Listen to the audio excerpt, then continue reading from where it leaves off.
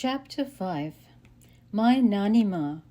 My maternal grandmother, my Nanima, didn't want to be called Nanima, preferring to be called Dadima by all of us, whether we were the children of her sons or daughters, so we obliged by calling her Dadima. Dadima meaning paternal grandmother. It must have, in her estimation, carried more prestige. Suddenly the years roll back and I see her, Begumji, a young bride, beside her groom, Nadir Khan, a young man from her own tribe. She is 16 in the picture and already married for the second time and is holding her son Yaqub from a first marriage on her lap. Her first husband was Khan Zaman Khan, but their married life was cut short when he died before the birth of their son. She was not allowed to grieve or be left a widow for very long because she was young, beautiful, and strong, and her in-laws had no desire to lose her or their grandchild to another tribe or family.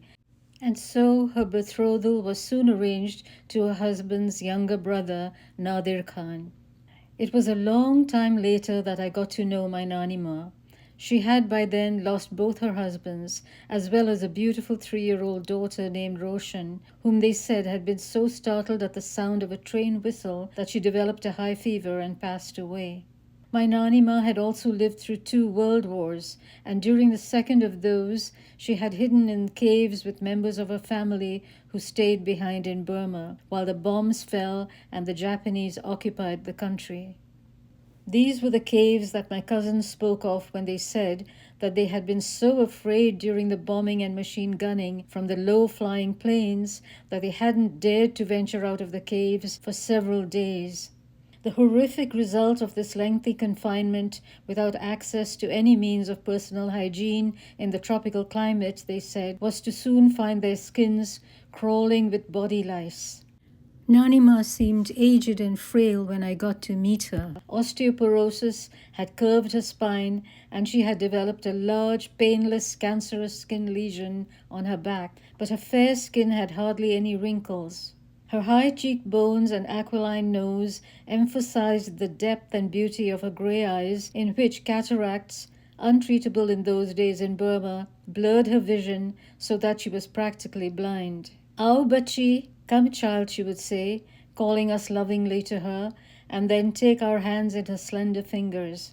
I could feel the bones under her silky, soft, papery skin cool against my warm hands, and as I looked into her face, my brain swiftly scanned and recorded as she sat in the large cane chair that engulfed her tiny frame. A little black scarf was always neatly tied about her head, while she invariably dressed in either a white or grey shalwar kameez. The kameez was short, up to mid-thigh, and showed off the innumerable folds of her shalwar, which was a sight to behold when it was washed and hung out to dry, extending almost the entire length of the clothesline.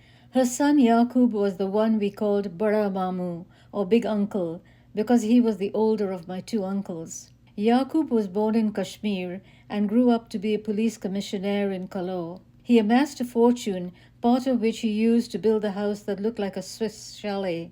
He called it Kenoit, a strange name, I thought, never knowing what it meant, until I discovered that it was the name of a town in Ireland. I still can't understand why anyone who had no connection with that land would have chosen a house and christened it in tropical Burma with that particular name. Incidentally, the house in Ireland named Kenoit, where William Fitzgerald is supposed to have lived, is rather plain and looks very different from the Kenoit in Kalor. I must have been about 8 years old when I first recall meeting my big uncle. He'd come over to have dinner with us, and I remember him mistaking a green chili for a bean and eating the whole thing. He quickly grabbed a glass of water to ease the capicidisi that had set his tongue on fire, and which was also making his nose run and his eyes water. Anyone who has eaten a hot green chili knows that drinking water doesn't do too much to help the burning sensation. We laughed at his discomfort, and I thought he was fun until I heard later that his wife, my Auntie Miriam, was his 3rd wife. It so happened that this information coincided with my reading the story of Bluebeard, and my imagination took off. I began to think of this uncle as a kind of Bluebeard, because even though he didn't have a beard, he had 3 wives, the first of whom was Pathan and died, the second, who was Anglo-Indian, also died, while the third was Iranian, and though still alive, seemed to very quietly tiptoe through life. And since Bluebeard's wives had mysteriously disappeared and were later discovered murdered, I worried about his third wife, but I needn't have, because she outlived her husband by several years. She was tall and fair, was always very elegantly dressed, and wore her long dark hair in a puff in front, which was the popular fashion at the time, and woven into a braided bun behind her head. But I still wonder at the blood and gore of that so-called children's story. My big uncle was prolific, 12 children in all. I have no recollection of their original names, because they were all given anglicized names in school which stuck. Malcolm, Ivan, Sheila, Maureen, Henry, Richard, Maggie, and Peggy from his first wife, and Morgan, Marina, and Anne from his second. With my Auntie Miriam, his then current wife, he only had one daughter, Fawzia, who was the only one who kept her original name and who looked remarkably similar to her mother.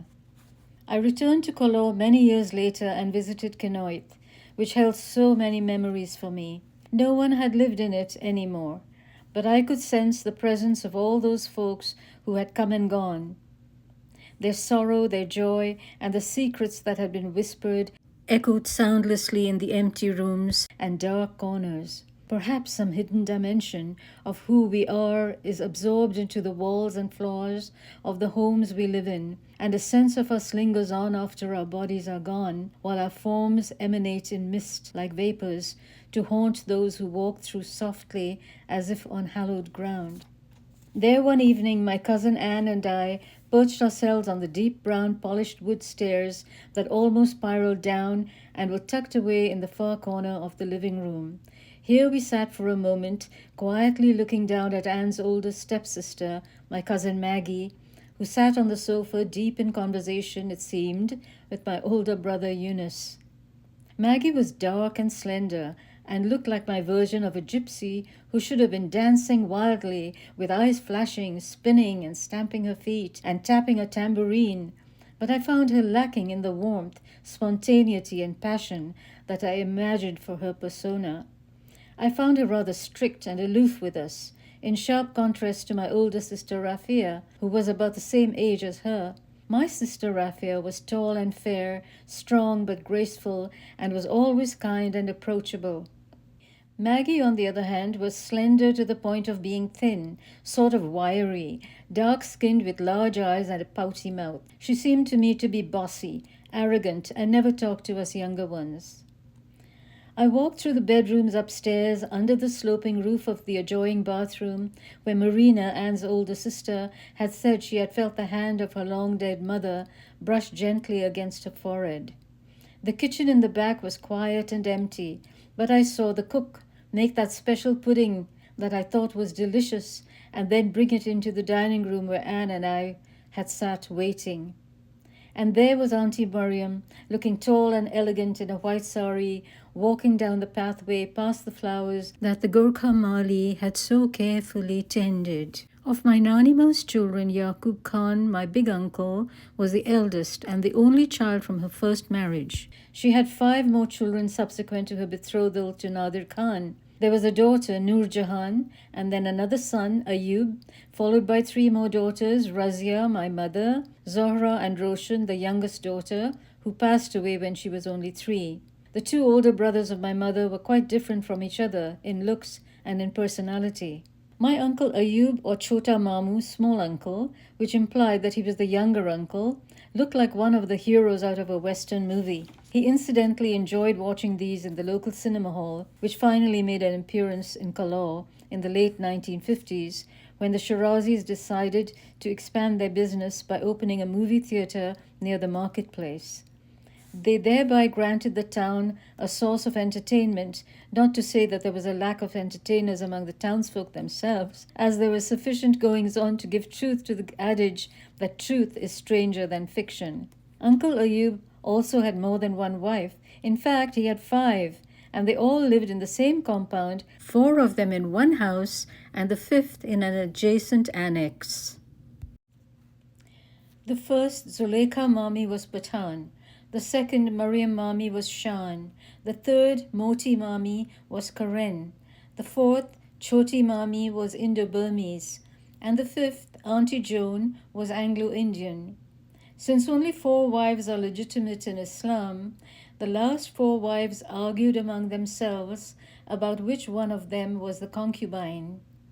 The general consensus among the first 4 was that they themselves were legitimate, and the last one, Joan, was the concubine. But it never became a major issue, as each of them took turns on different occasions, massaging his back as he sat in the large kitchen observing his harem, while some of the others busied themselves cooking and preparing the meal. Each of these aunts excelled at working on a Singer sewing machine, which, if the machine had a foot pedal, they operated by pedaling furiously, and if it didn't, they rapidly turned the handle with one hand while guiding the fabric under the needle with the other. They took the orders in for diaphanous nylon called glass nylon and cotton angies, meticulously sewing in the seams so that they were barely visible. This allowed them to support themselves to a large extent because my handsome, charming uncle's business ventures did not match his success with women. Strangely enough, he had only 5 children, just 1 daughter, Velosha, and a son, Muhammad Jan, from his first wife, Zuleika, and 2 daughters, Minna and Maimuna, as well as a son, Aslam, from his 4th wife, whom we called Moti Mami, the Karen. Zohra, my khala, was 3 years younger than my mother. She was slender and tall, with aquiline features and soft brown eyes, arranged symmetrically beneath a widow-peaked hairline. She married her first cousin Mahmud Khan, and their children were the first of my cousins that I remember having as friends.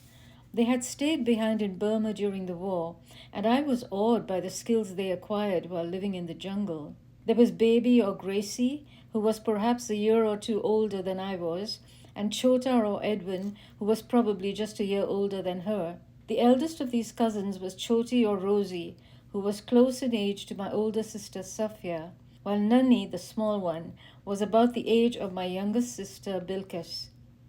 Then there were my mother's cousins, the 3 sisters who were so different from each other. Marjane Khala, the pretty one, with dark skin and curly hair and beautiful, almost black eyes, was married to Meher Khan, a wiry little man who invariably wore a longi and a shirt with the tails hanging out. He was even darker than her and had a lean face and a rather prominent nose. They seemed to have a very close and loving relationship, but had no children of their own, and finally adopted a boy whom they named Oni. This they did after trying for years to have a child of their own. Poor Marjane Khala even went to the extent of visiting a Shan fortune teller in the marketplace. The palm reader was an old woman who sat on a finely woven bamboo mat on the ground. Marjane Khala squatted opposite her and extended her hand to be read, eager to know if she would ever have any children. The old wizened woman leaned forward and then, bending low, almost down to the floor, began studying Marjane Khala from below. Before she could complete her scrutiny from that odd angle, however, an embarrassed Marjane Khala stood up and walked away, leaving her fate to God. Then there was Husn Jan, the one with the fair skin, light brown hair, and green eyes, who was married to the brother of Meher Khan, who was so different from him that had I not been told that they were brothers, I would never have guessed it. The 3rd sister was Zoji, who was the color of wheat and had black hair. She too was married and had 2 daughters, Guddi and Dodo, and several other children later on. The brothers of the cousins just mentioned were Dawood, Suleiman, and Mahmud, and were not so disparate from each other as the sisters were. They were all well built, relatively tall, with tanned skin, wavy brown hair, and like my grandfather, had the firm jawline, the straight nose, the brown eyes that could twinkle with mischievous laughter or warm with kindness. Mahmud was married to my mother's younger sister, Zohra. while the other two were still young men and not yet married at the time. As a young child, I had no idea as to the number of relatives I had, but now looking back, I think we made up a sizable clan.